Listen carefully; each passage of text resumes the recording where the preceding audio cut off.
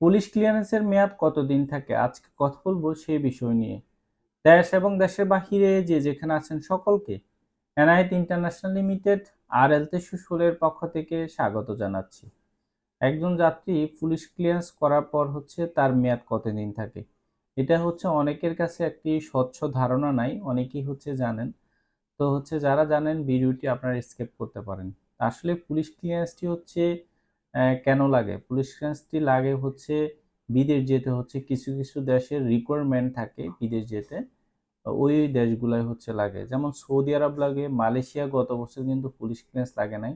এবার যদি মালয়েশিয়ান সরকার বা বাংলাদেশি সরকার যদি চান আরকি পুলিশ ক্লিয়ারেন্স লাগবে, রিকোয়ারমেন্ট দেন তাহলে কিন্তু লাগতে পারে। না লাগার সম্ভাবনাটা বেশি, তাও লাগতেও পারে। তো বিশেষ করে সৌদি আরব যেতে পুলিশ ক্লিয়ারেন্স লাগে। সৌদি আরব সহ মধ্যপ্রাচ্যের অন্যান্য দেশগুলোতে পুলিশ ক্লিয়ারেন্স লাগে। এই পুলিশ ক্লিয়ারেন্স মেয়াদ কতদিন থাকে? পুলিশ ক্লিয়ারেন্স দেশভিত্তিক মেয়াদ হয়ে থাকে। আজকে আমরা যে তথ্যটুকু দিব সেটা সৌদি আরব। সৌদি আরবে পুলিশ ক্লিয়ারেন্সের মেয়াদ কতদিন থাকে? তো বিশেষ করে অনেকের ধারণা 90 দিন থাকে, কারো 6 মাস। আসলে কতদিন? তো আসলেই পুলিশ ক্লিয়ারেন্স সৌদি আরবের জন্য 1 বছর থাকে। আপনি ধরেন আজকে পুলিশ ক্লিয়ারেন্স করলেন, আজকে আজকে পেলেন, আজকে থেকেই কিন্তু আপনার পুলিশ ক্লিয়ারেন্স 1 বছরের মধ্যে মেয়াদ থাকবে। এই 1 বছরের মধ্যে পুলিশ ক্লিয়ারেন্সে আপনি ভিসা লাগাতে পারবেন।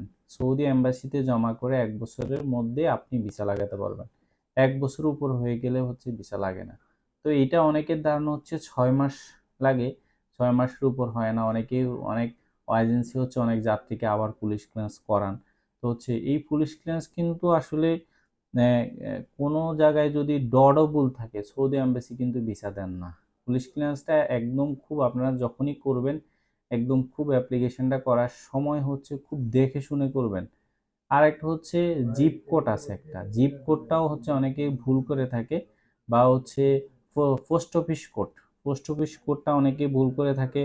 পোস্ট অফিসের নামের স্পেলিংও যদি ভুল করে, বা জেলার যদি স্পেলিংও ভুল করে, বা থানার স্পেলিং যদি ভুল করে, বানান ভুল করে, তাহলে কিন্তু পুলিশ ক্লিয়ারেন্স এটা কাজে লাগে না।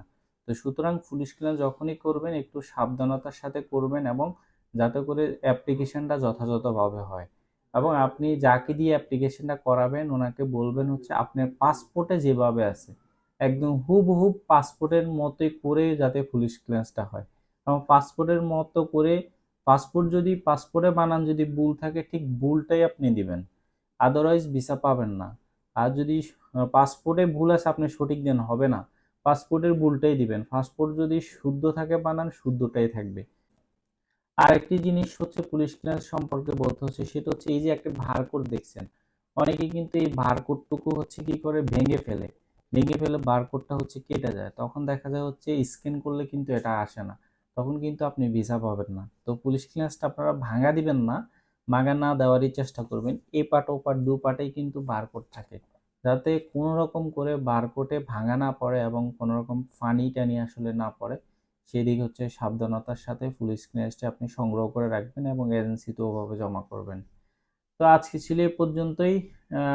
নতুন নতুন তথ্য পেতে আমাদের চ্যানেলটি সাবস্ক্রাইব করে পাশে থাকবেন এবং বেল আইকনটি ক্লিক করে রাখবেন, যাতে করে আমরা ভিডিও দেওয়ার সাথে সাথে নোটিফিকেশন আপনার কাছে চলে যায়। আমাদের অফিসের ঠিকানা ঢাকা নয়াপল্টন, চায়না টাওয়ার, পশ্চিম টাওয়ার, লিফটের 8-এ এনআইটি ইন্টারন্যাশনাল লিমিটেড, RL 316। দক্ষ হয়ে বিদেশ যান, অর্থ সম্মান দুইটাই কামান। বৈধভাবে বিদেশে যান, রিক্রুটিং এজেন্সির মাধ্যমে বিদেশে যান। আল্লাহ হাফেজ।